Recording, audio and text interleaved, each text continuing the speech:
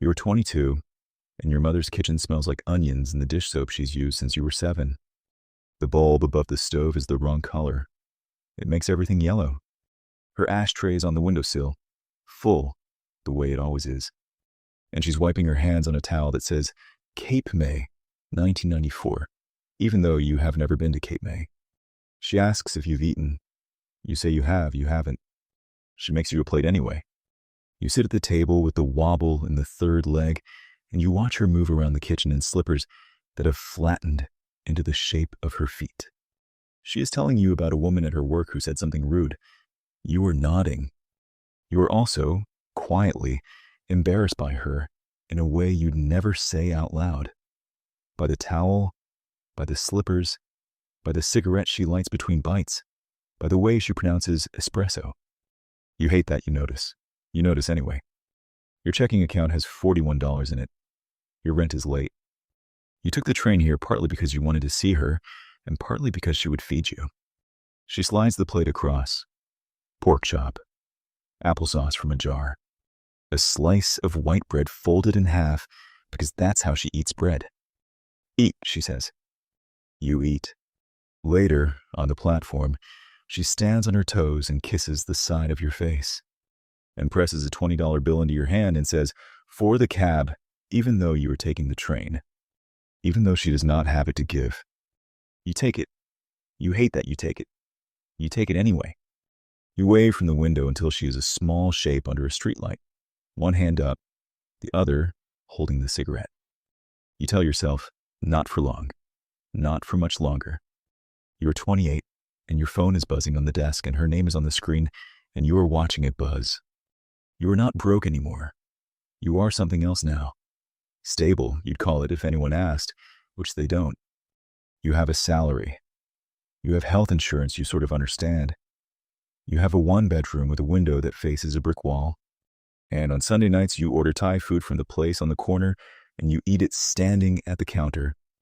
And the pleasure of someone else cooking for you has not yet stopped being a small, private miracle. You pay the extra $1 for the spring rolls. You feel decadent. You are decadent by the standards of the kitchen with the wobble in the third leg. The phone is still buzzing. You let it go. You tell yourself you'll call her back tonight. You know you won't call her back tonight. You will call her back Thursday, maybe, when you have the energy for the long version, because there is no short version with her. There is the cousin, and the neighbor, and the doctor she didn't like, and the program she watched, and somewhere in the middle of it, almost as an afterthought, the thing she actually called to say. You used to have the patience for it. You think you used to have the patience for it. You're not sure anymore. The phone stops. A voicemail icon blooms. You don't listen to it. You go out that night with 2 friends from work. The check comes. You don't flinch. You don't even look at the total. You hand over the card like a man who has done this before, and the small, smooth motion of it, the not flinching, is, you realize on the walk home, the new pleasure of this rung. Nobody told you it would be a pleasure. You assumed money would feel like math. It feels like a held breath you didn't know you'd been holding, finally let out. You think, briefly, of the 20 pressed into your hand on the platform. You don't call her back Thursday either. You are 34, and you have brought her into the city for her birthday, and she is sitting across from you in a restaurant where the waiters wear aprons that cost more than her coat. She is dressed up. You can tell because she is wearing the necklace. The one. She has owned it for as long as you have been alive, and she wears it for weddings and funerals and the time you graduated. And tonight, she is nervous. She is nervous in a way you have never seen her nervous, because she has not been nervous in front of you before. She was the one who knew where everything was, who paid the bills with the checkbook on the kitchen table, who told the man on the phone to stop calling. In her kitchen, she was the largest thing in the room. Here, she is small. Here, she is looking at the menu like it might quiz her. Order whatever you want, you say. What are you having? She says. I'm having the fish.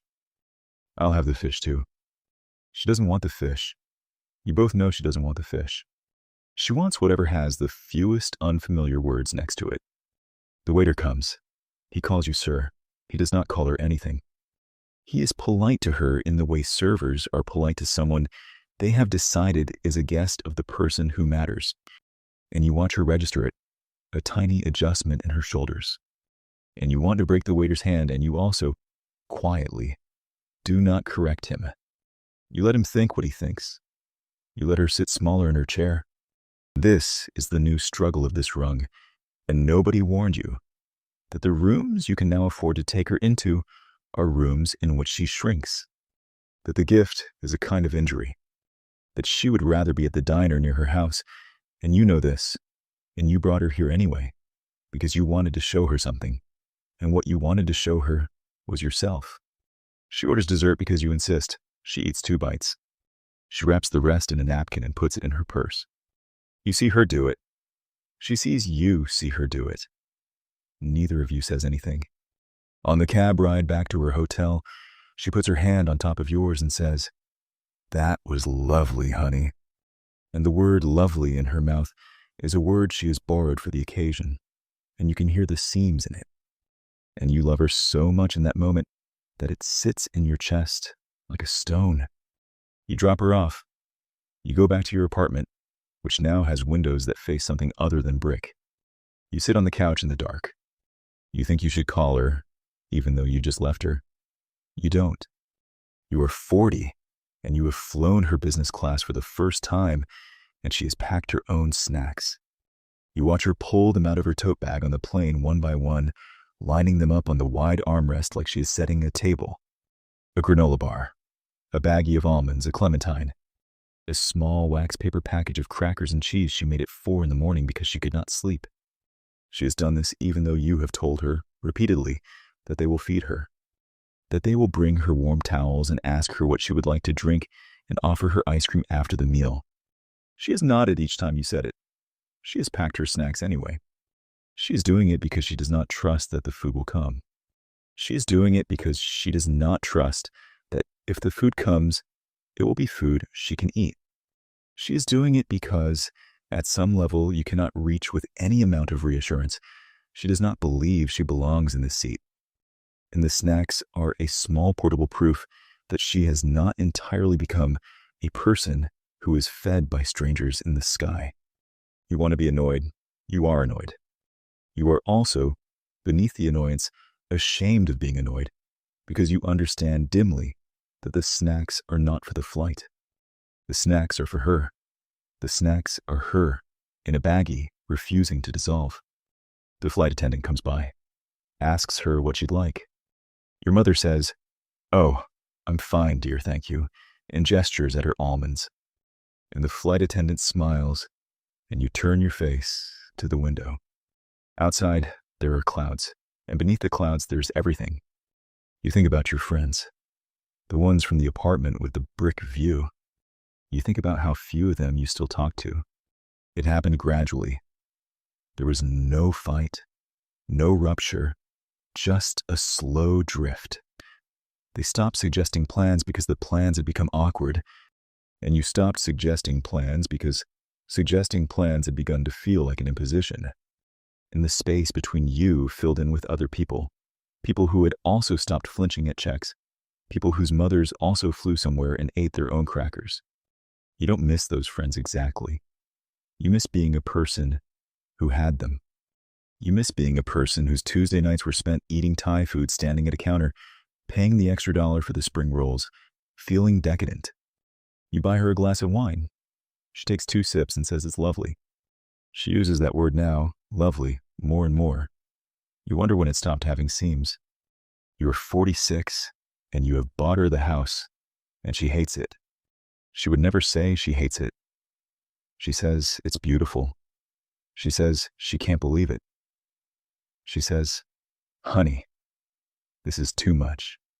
And you say it's not too much, it's exactly enough.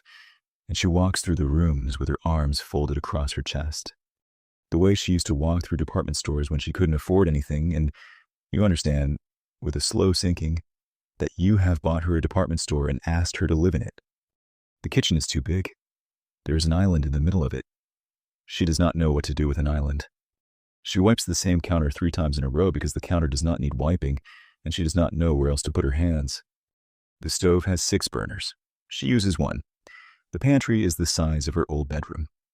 She keeps her crackers in a single drawer at the end of the counter and ignores the rest of it.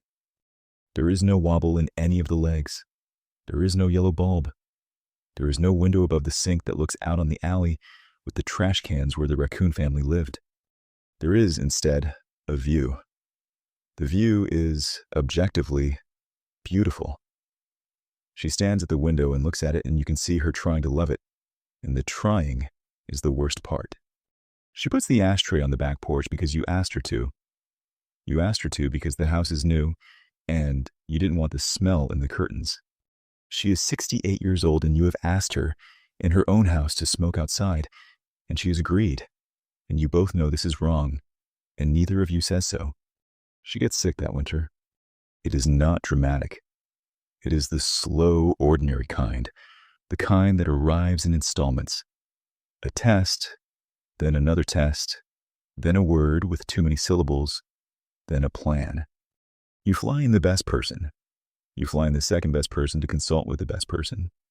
You hire a woman to live in the house and cook and drive her to appointments, and the woman is kind and competent, and your mother is afraid of her in a way she will not name. I don't need her, honey. You do, Ma. I don't want her. I know. You sit with her on the back porch in February, both of you in coats, and she smokes, and the ashtray is the same one from the windowsill in the old kitchen. She brought it with her. You didn't know she brought it with her. And she says, looking out at the view she has not learned to love, "You don't have to come every weekend, you know." You say, "I know." You come less. You tell yourself you are busy. You are busy. You have become the kind of busy that is its own weather system, the kind that other people work around, the kind in which a Tuesday morning can disappear into a series of rooms without your noticing you were ever in any of them. You are busy in a way the 22-year-old in the kitchen could not have imagined was a thing a person could be. You are busy in a way that does not feel like a choice anymore. You are busy, and your mother is dying, slowly, in a house she did not pick, and you come less. She dies in the spring. You are not in the room. You are in a room. You are in a different room, 2 time zones away, and your phone buzzes on a long table in front of 14 people. And you see the name on the screen, and you know before you pick it up.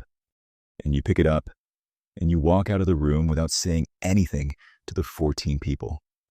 And you stand in a hallway with carpet that absorbs all sound, and the woman on the other end says the words gently, in the order she has been trained to say them. And you say thank you, which is not the right thing to say, and you hang up. You stand in the hallway for a long time. Nobody comes to find you. You are 52, and her ashtray is in a drawer in a house you don't sleep in. It is the house in the mountains, or the one by the water, depending on the month. You have stopped tracking which one you mean when you say the house. They blur.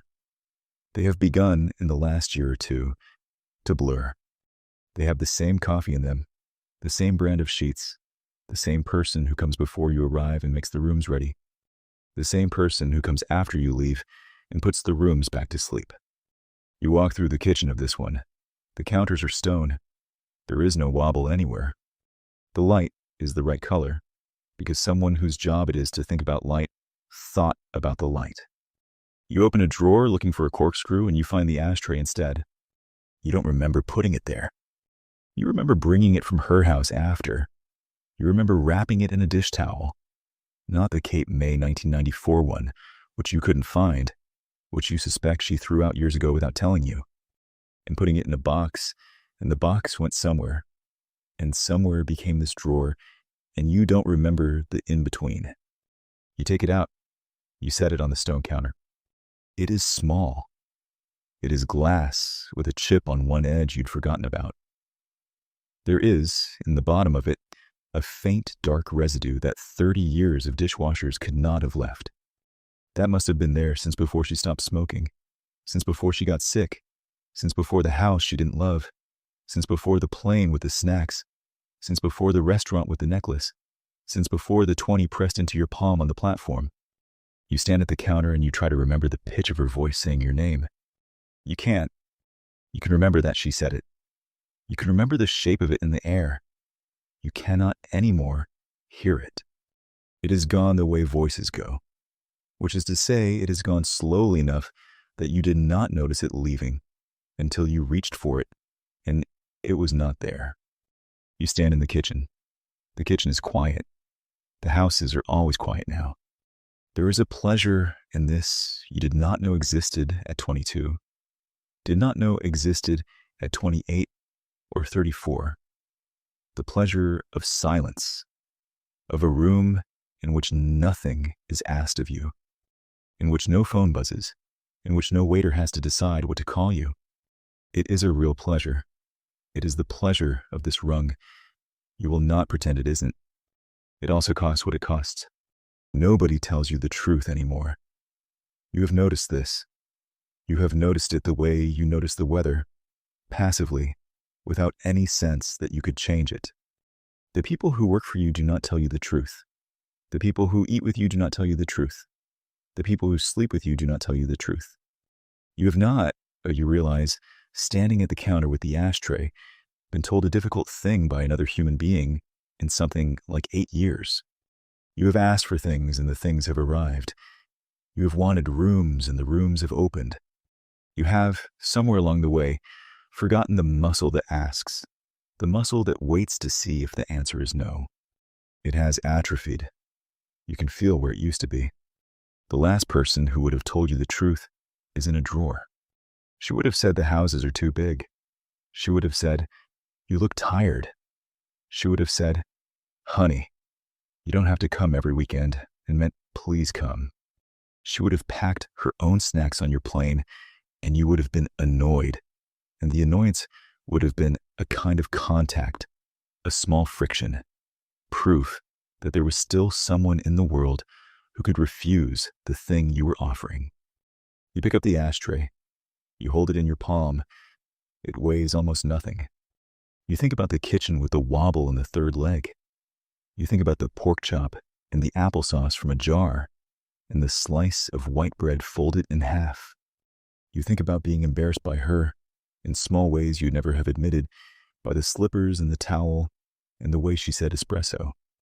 You think about how badly you wanted out of that kitchen, how completely you got out, how the getting out was not a single door but 1,000 Tuesdays, and on none of those Tuesdays did anyone stop you and say, this is the one. This is the door. Are you sure? You are sure. You were sure. You have been sure for 30 years. You put the ashtray back in the drawer. You close the drawer. You stand in the kitchen for a while longer, in the good light, in the quiet you paid for, in the frictionless air of the rung you climbed to. And the climb is over, and there is no one left alive who could have been impressed. You say her name out loud to see if hearing yourself say it brings hers back. It doesn't. You go to bed in a house you don't sleep in, and you sleep.